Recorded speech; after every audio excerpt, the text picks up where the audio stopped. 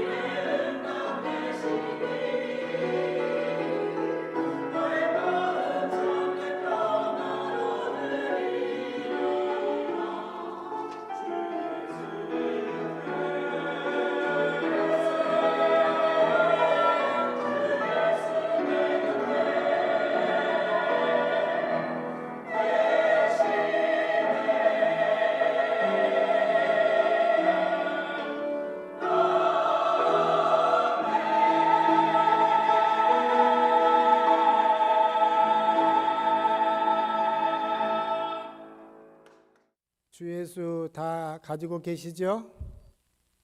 주 예수 다 가지고 계시죠? 아멘. 오늘 설교의 제목이 소망의 닻을 예수께 내려라입니다. 근데 이제 잘 풀어가야 되는데, 제가 샌프란시스코 상징인 금문교를 아마 다 아실 겁니다. 이 금문교는 거친 태평양의 바람과 그 지역은 잦은 지진이 있습니다. 그리고 강한 이 바다의 조류 가운데서 금문교는 당당하게 서 있습니다. 어떻게 거대한 다리가 무너지지 않고 90여 년 동안이나 하루에 10만 대 가량의 수많은 교통량을 지탱하면서 서 있을 수 있을까요? 보통 저도 그랬습니다. 우리는 눈에 보이는 화려한 주탑과 매달려 있는 강철 케이블을 보면서 감탄을 합니다. 하지만 건축공학자들은 진짜 비밀은 따로 있다고 합니다. 양 끝에 땅 속에 묻혀 있는 앵커, 고정용 콘크리트 덩어리에 비밀이 있다고 합니다. 금문교의 양 끝에는 6만 톤 가량, 6만 톤이면요 놀랍지 않으세요? 우리의 차량 한 3만 개 가량의 무게입니다. 어마어마한 이 무게가 12만 톤의 콘크리트 안반이 앵커 이 땅속 깊이에 묻혀 있기 때문입니다. 상판을 받치고 있는 두꺼운 케이블이 결국 이 지하에 있는 이 안반에 강력하게 고정되어 있기 때문입니다. 그래서 아무리 강한 바람이 불어도, 바람이 불면 다리가 한 수메타씩 이렇게 흔들린다고 합니다. 근데 흔들리는 이 중에도 앵커 때문에, 앵커의 케이블이 꽉 붙잡혀 있었기 때문에 끊어지거나 무너지지 않는다고 합니다. 금문교의 앵커와 오늘 우리에게 주신 이 전도서의 이 말씀은 겉보기에는 전혀 관계가 없는 영역 같습니다. 그렇지만 인생을 뒤흔드는 엄청난 이 하중과 이 풍랑 속에서 영혼을 어떻게 우리가 고정할 것인가 하는 이 문제를 둘의 비교를 통해서 은혜를 나누고자 합니다. 우리의 눈에 보이는 세상의 성취, 재물, 학력은 금문교의 화려한 이 탑과 같은 모습입니다. 그런데 성경은 우리에게 말씀합니다. 보이지 않는 가치를 기억하라라고 말씀하고 계십니다. 전도서는 하나님의 길을 알고 이해하기를 바라면서 썼습니다. 하지만 인간이 다 그것을 할 수 없다는 것을 말씀합니다. 그러나 우리는 믿음으로, 구원받은 우리 성도는 신실한 이 믿음으로 절망하지 않고 신뢰하면서 오직 여호와 하나님을 붙잡아야 합니다. 오늘 주신 말씀 1절에서 14절을 다시 한번 보시면은 11절은 말씀이 지혜의 온천이 무엇인가 말씀하고 있습니다. 쭉 읽다가 마지막에 한 목자가 주신 바니라 라고 말씀하셨습니다.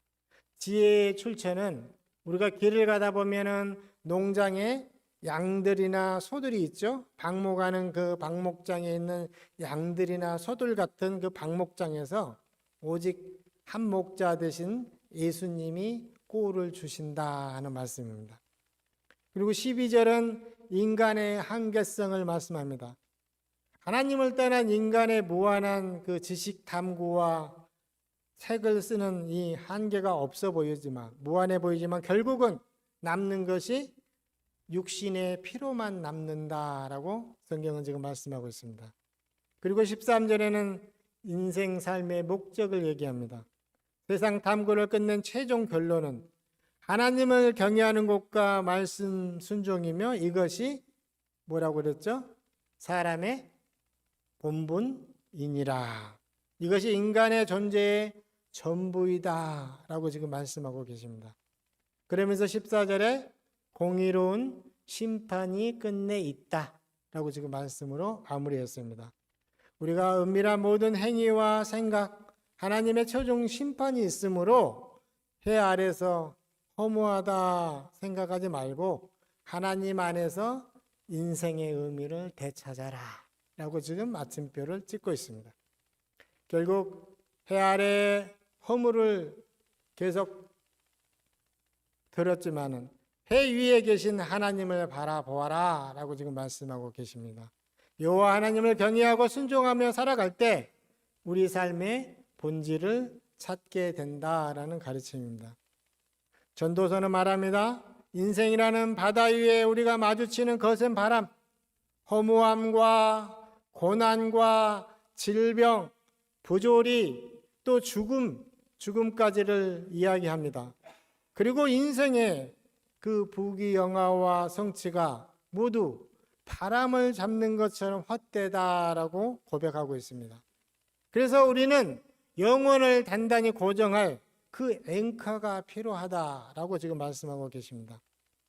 이 금융교회 그 6만 톤의 그 앵커처럼 잘 박힌 못, 흔들리지 않도록 우리의 삶이 고정될 수 있도록 여호와의 말씀을 붙잡아라 라고 지금 말씀하고 계십니다. 인생의 해일이나 그 지진과 같은 고난, 노년의 때에 밀려오기 전에 내 영혼의 닷줄을 창조주 여호와 하나님께 연결해 두어야 인생이 무너지지 않는다라고 말씀하십니다. 세상의 성공이나 명예는 바람에 날아가는 안개와 같습니다. 하나님 없는 세상의 지식과 수고는 결국 우리를 피곤하게 만들고 무너지게 할 뿐이다 라고 말씀합니다. 전도서가 도달한 이 최종적인 결론, 눈에 보이는 화려함이 아니라 하나님을 경외하는 일이 진짜 무게중심이 어디에 두어야 하는가를 지금 말씀하고 있습니다. 하나님 경외하는 일에 무게중심을 두어야 한다라고 지금 말씀하시는 것입니다. 우리가 예수를 믿어 예수를 구원자로 믿은 우리가 이제 주님이 나의 구원자요 예수를 영접했다면 성령으로 거듭나서 해 아래서의 방황을 이제 끝낼 이 예배의 자리가 되시면은 좋겠습니다. 예수 그리스도께서 우리 안에 채워진다면 우리가 커다란 두꺼운 성경책처럼 책이 그냥 이게 만들어진 게 아니고 한 장 한 장 매일매일 쌓이잖아요. 나의 인생이 매일의 일기처럼 한 장 한 장의 이 책처럼 기록되어서 그것이 예수 그리스도와의 관계로 계속 채워져 갈 때 우리 인생에 채워지면은 우리는 흔들리지 않는 그 반석 위에 집을 짓는 삶을 사시는 것이라는 것입니다.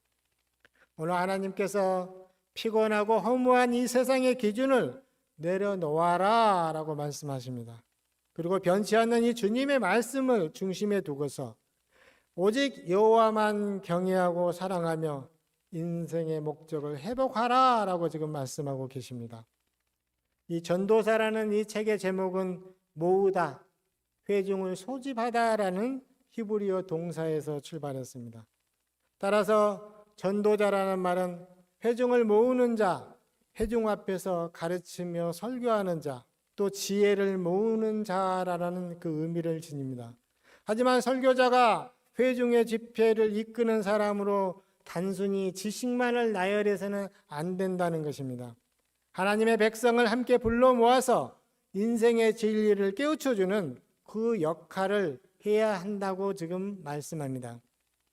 전도서는 회중 앞에서 세상의 부귀영화와 수고가 왜 헛된지를 다 파헤쳐 주었습니다. 그리고 백성들을 올바른 기쁨과 하나님 경외의 삶으로 이끌어주는 그 영적인 길잡이라고 지금 말씀하고 계십니다. 그래서 전도서의 마지막 오늘 이 12장의 마지막 대목에서 이 본문은 단순한 헛된 그 허무주의로 결론을 짓지 않았다는 사실입니다. 오히려 인생의 파도가 거세게 몰아칠 때 우리의 영을 단단하게 붙잡아줄 그 영원한 그 앵커가 무엇인지를 선명하게 제시하고 있습니다. 전도자는 해 아래의 모든 것이 헛되다라고 말씀했습니다. 인간 세상에서 누릴 수 있는 지혜와 부귀, 쾌락, 수고의 모든 것을 다 경험한 뒤에 전도서 1장 2절에 헛되고 헛되며 헛되니 모든 것이 헛되도다 라고 말씀했습니다. 여기서 헛되다란 말은 히브리어의 헤벨이라는 이 말은 입김, 후부는 입김, 안개, 실체가 없는 그 바람을 의미하는 것입니다. 해 아래에 하나님이 빠진 세상의 인생이란 잡을 수 없는 그 바람이나 안개와 같다라는 그 깨달음을 주시는 단어입니다. 전도서가 인생의 한계와 허물을 파헤치며 질문과 갈망을 던졌다는 그 반면에 예수님의 복음은 그에 대한 하나님의 신실하신 사랑의 완성으로 우리를 찾아오십니다. 예수님은 영생을 가르쳐 주십니다. 예수님이 이 세상의 물은 다시 목마르게 만든다. 세상의 물, 부와 명예와 성공은 다시 목마르게 만들지만 영원히 목마르지 않는 생명수가 예수다라고 선포합니다. 요한복음 4장 13절에서 14절에 이 물을 마시는 자마다 다시 목마르려니와 내가 주는 물을 마시는 자는 영원히 목마르지 아니하리라 라고 말씀하셨습니다. 예수님께서 그 사마리아의 수가성의 우물가에서 만난 그 여인에게 하신 말씀으로 생명수의 개념, 영생을 정확하게 가르쳐 주시는 핵심입니다. 요한복음 7장 37절에서 39절에 명절 끝날 곧 그 큰 날에 예수께서 서서 외쳐 이르시되 누구든지 목마르거든 내게로 와서 마시라. 나를 믿는 자는 성경의 이름과 같이 그 배에서 생수의 강이 흘러나오리라 하시니 이는 그를 믿는 자들의 받을 성령을 가리켜 말씀하신 것이라 라고 말씀합니다. 자, 이 생수는 예수 그리스도를 믿는 자들에게 주어질 성령과 영생을 의미합니다. 지혜자가 깨달은 인생의 허무함과 결핍, 오직 예수 안에서 영원한 생명을 통해서만 완전한 채워짐을 믿으시기 바랍니다. 전도서의 절정은 죄의 싹시 사망이라는 그 절대적인 한계에 다다랐습니다. 아무리 지혜롭고 의롭게 살아도 결국 흙으로 돌아가며 죽음 앞에는 모두가 평등하다는 사실입니다. 그런데 여기에 차이점이 있습니다. 죽었지만 사망 권세를 이기신 그 예수 그리스도가 복음입니다. 예수님은 삶의 지혜를 가르치는 스승에서 머물지 않았습니다. 인간을 얽어매고 있는 죽음의 권세, 십자가와 부활로서 깨뜨리셨습니다. 요한복음 11장 25절에서 26절에 나는 부활이요 생명이니 나를 믿는 자는 죽어도 살겠고 무릇 살아서 나를 믿는 자는 영원히 죽지 아니하리라 라고 말씀하십니다. 전도자가 죽음이라는 벽에서 멈추어 섰습니다. 하지만 예수님의 복음은 그 벽을 뚫고 하나님 나라와 영원한 그 세상으로 우리를 연결하셨습니다. 예수님은 창조주께 향한 그 경애를 하나님을 아빠, 아버지라 부르는 친밀한 그 사랑의 그 관계로 끌어올리셨습니다. 자, 이 예수님 오늘 우리 안에 꼭 계셔야 합니다. 이 예수님이 내 안에 계십니까? 그 계셔야 함을 믿으시기 바랍니다. 반드시 올 심판날 그 변호사 예수님이 우리의 손을 잡고 있어야 합니다. 왜냐하면 최후의 심판날 예수님이 변호하시는 이 변호는 이 사람 바구는 죄가 없습니다. 죄를 짓지 않았습니다. 라고 예수님은 거짓으로 변호하시지 않을 것입니다. 오히려 아버지, 이 바구는 죄를 지었던 것이 맞습니다. 하지만 이 바구니 받아야 할 모든 죄와 형벌은 제가 십자가에서 이미 값을 다 치렀습니다. 제 핏값을 보시고 이 바구니를 용서하십시오라고 변호하시는 것입니다. 우리가 심판날 두려워하지 않을 수 있는 그 이유는 나의 행위와 나의 의로움 때문이 아닙니다. 오직 나를 변호하실 예수 그리스도가 나와 항상 함께 하시며 나를 손잡고 계시기 때문입니다. 최후의 심판은 천국과 지옥이 무서운 그 정죄의 시간입니다. 하지만 예수를 믿고 예수를 주인 삼은 성도에게는 가장 완벽한 변호사가 나를 위해서 서 계실 그 은혜의 현장인 것입니다. 자, 우리는 지금 어떤 지혜를 구하고 계십니까? 세상이 말하는 지혜는 나만 잘 살고 남을 이기는 것을 가르칠지 모릅니다.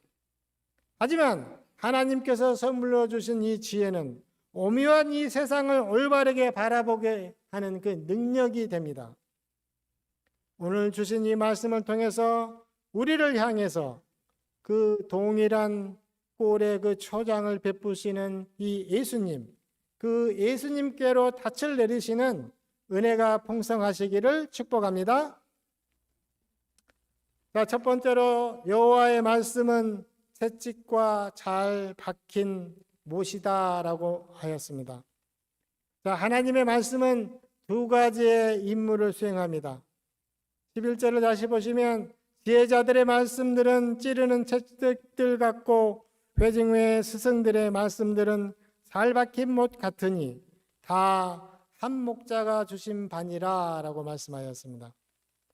이 말씀은 지금 걸어가고 있는 길이 옳은 길인가 묻고 있습니다. 첫 번째로 찌르는 채찍이 되고 말씀은 우리에게 깨닫고 돌아서게 합니다.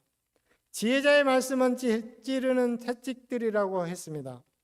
채찍이 방황하는 그 말들, 양들에게 올바른 길로 돌아서도록 하였다면 지혜의 말씀은 때로는 우리의 영혼과 양심을 자극해서 깨우치고 돌아서도록 합니다.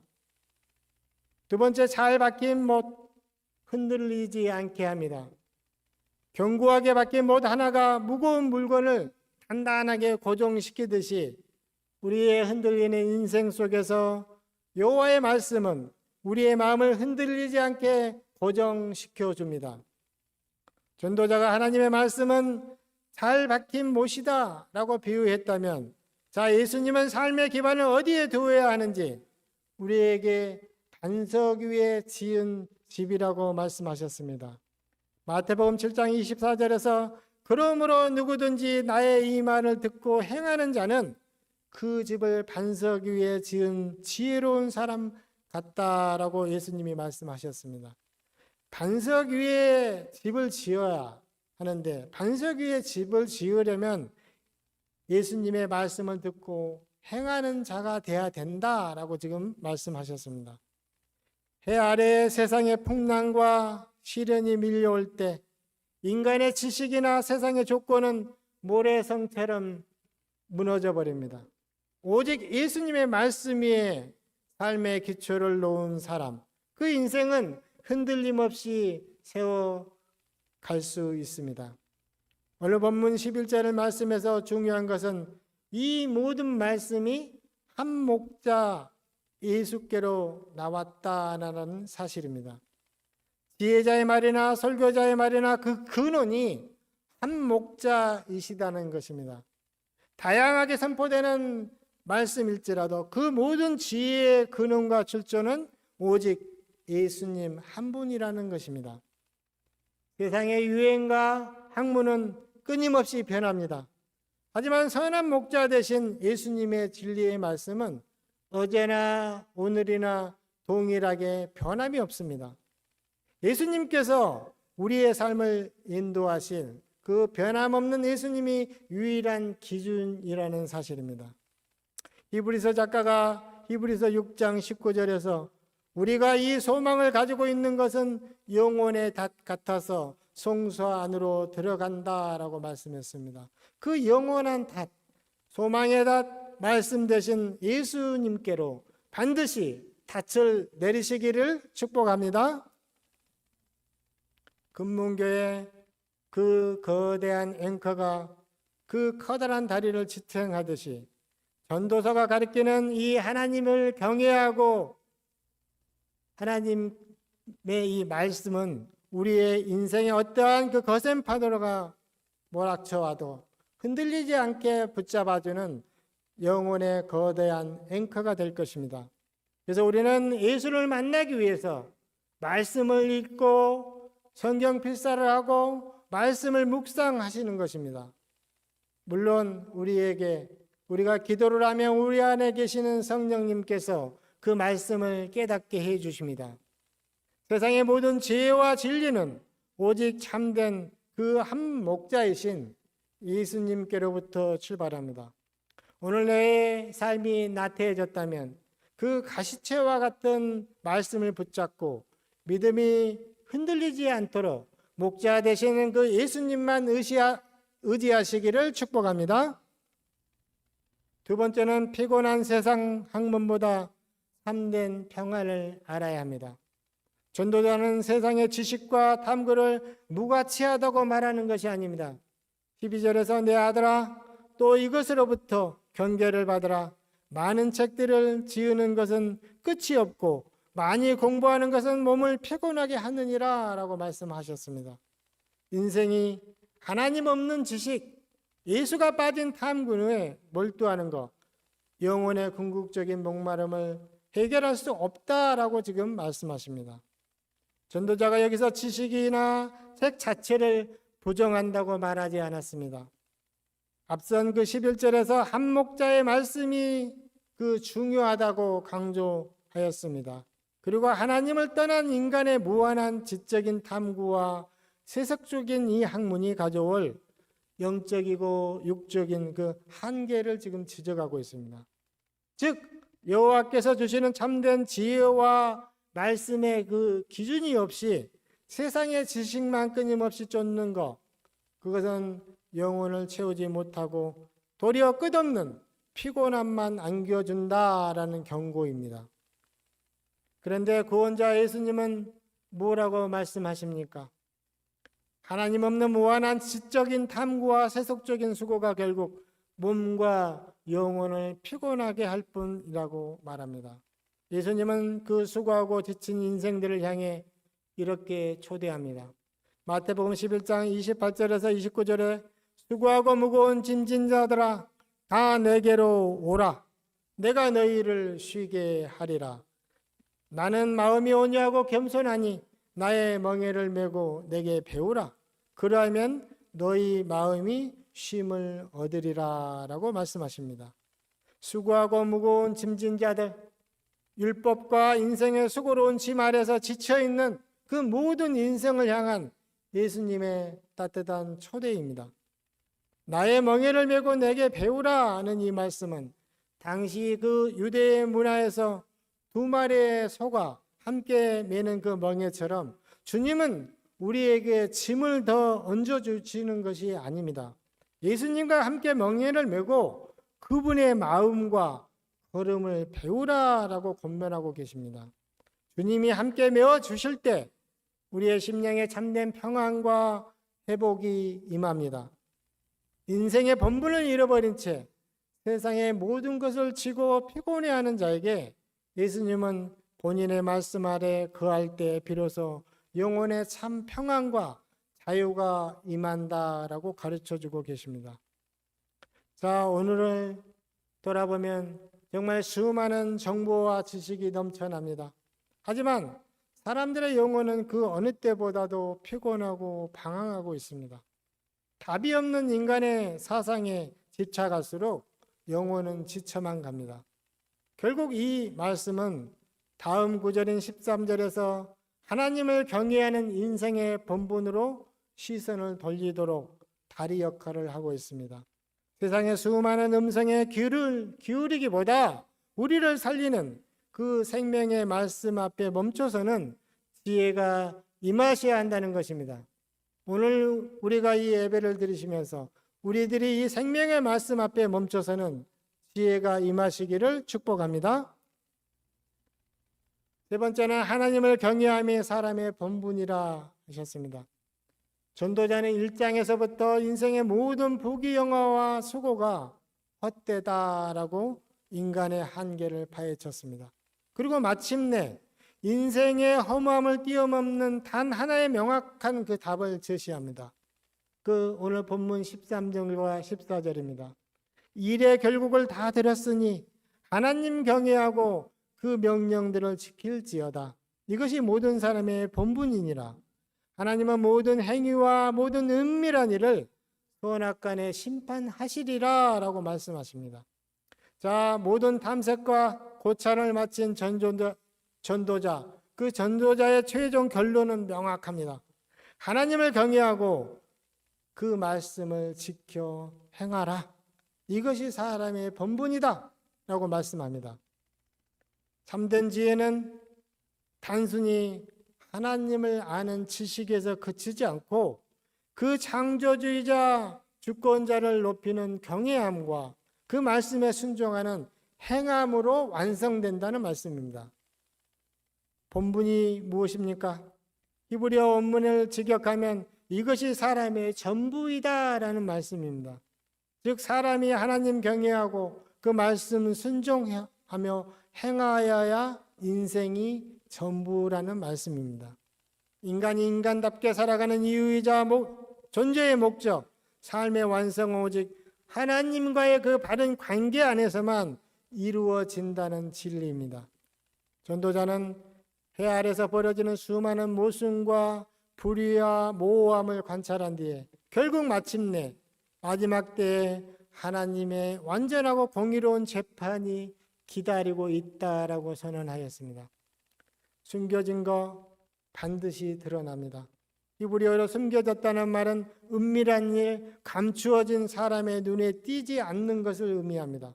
세상의 재판은 겉으로 드러난 증거만을 다룹니다. 하지만 하나님의 심판은 아무도 보지 못하는 마음속의 동기, 생각, 은밀한 행위까지 선악간에 명백히 밝히십니다.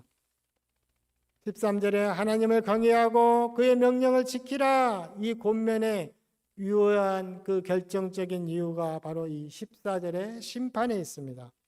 하나님은 모든 행위와 모든 은밀한 일을 선악간에 심판하십니다. 오늘의 모든 삶과 행동에 반드시 영원한 책임과 평가가 따르기 때문입니다. 세상은 끊임없이 너는 인생의 주인이다, 내 삶을 내 성공으로 증명해 보아라 라고 부추기고 있습니다.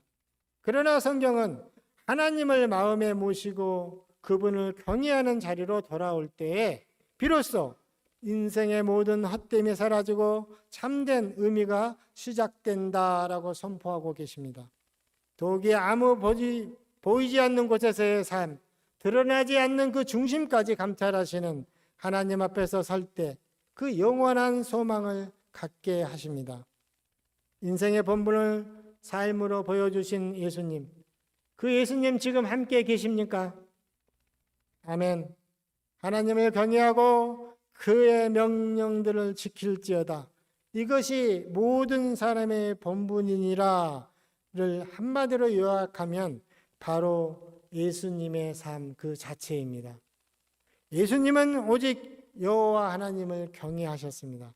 예수님은 언제나 아버지 하나님의 뜻을 최우선으로 삼으셨고 죽기까지 순종하셨습니다. 성경의 가르침에 명령하셨던 하나님 경외라는 본분을 예수님을 통해서 하나님을 사랑하고 이웃을 사랑하는 실전적인 그 삶으로 완성하셨습니다. 예수님은 마지막 날에 은밀한 것을 감찰하시고 친히 심판주로 오신다고 합니다. 고린도후서 5장 10절에 이는 우리가 다 반드시 그리스도의 심판대 앞에 나타나게 되어 각각 선악간에 그 몸으로 행한 것을 따라 받으려 함이라 말씀하셨습니다. 이것은 성도에게 어떠한 두려움을 주려고 하는 그런 말씀이 아닙니다. 그렇다고 이제 구원받았으니 끝이다라는 그런 방종으로 빠지지 말라고, 오직 하루하루의 삶에 가치가 있고 성실하게 살아가도록 격려하는 거룩한 부담감을 주는 말씀입니다. 본문을 통하여서 우리가 본분을 다해서 다 이 땅의 삶을 마칠 때까지, 또 마치고 나서 다시 오실 그날 예수님의 손잡고 기쁨으로 승리하시는 우리 모든 베델교회가 되시기를 축복합니다. 말씀을 마무리하겠습니다. 사랑하는 성도 여러분, 해 아래에서 삶은 여전히 불확실하고 때로는 헛돼 보일 때가 있습니다. 그러나 우리에게는 한 목자이신 그 예수님이 계십니다. 예수님은 우리 영혼을 든든히 받쳐줄 잘 박힌 목과 같은 여호와의 말씀입니다. 복음은 우리에게 너가 무엇을 이루었느냐 묻지 않습니다. 예수 안에서 하나님을 사랑하고 경외하는 그 본분을 찾아가고 있는가 묻습니다. 세상의 허무한 것에 피곤해하기보다 매일 예수 그리스도의 말씀 위에서 나 자신과 가정과 삶의 터전을 다시 올려놓으시는 결단이 있으시길 축복합니다. 세상의 헛된 바람을 잡으려고 피곤하게 달려가는 삶 내려놓으십시오. 창조주 하나님을 경외하는 인생의 본분으로 돌아가십시오. 하나님의 말씀을 내 삶의 중심에 가장 잘 박힌 못으로 삼아서 어떠한 풍랑과 환란이 흔들어대도 그 거룩한 평안을 누리시는 우리 성도님들이 다 되시기를 예수 그리스도의 이름으로 간절히 축원합니다. 함께 기도하겠습니다. 사랑과 진리의 하나님 아버지, 참 감사합니다. 해 아래서 우리들이 인생의 때로는 바람을 잡듯 헛되고 세상의 수많은 소리와 피곤한 그 수고 속에 방향을 잃고 방황할 때가 있었음을 고백합니다. 오늘도 저희에게 변함없는 진리의 말씀을 주시니 감사합니다. 세월의 흐름과 세상의 유행에 흔들리는 인생이 아니라 오직 선한 목자 되신 예수님 그 말씀이라는 그 잘 박힌 못 위에서 그리고 예수라는 그 견고한 반석 위에서 우리의 영과 삶을 굳건히 뿌리 내리도록 은혜 베풀어 주시옵소서. 하나님 사랑하고 이웃을 사랑하는 인생의 참된 본분을 회복하게 하시고 주님의 허락하신 일상의 삶을 감사함과 거룩함으로 누리도록 은혜 베풀어 주시옵소서. 세상에 풍랑이 물려올 때 더욱 주님의 말씀을 붙들게 하시고 주님이 주시는 참 평안과 기쁨 안에서 하나님의 나라를 누리도록 은혜 베풀어 주시옵소서. 우리의 영원한 반석이요 참 소망 되신 우리 구주 예수 그리스도 이름으로 감사하며 기도드립니다. 아멘.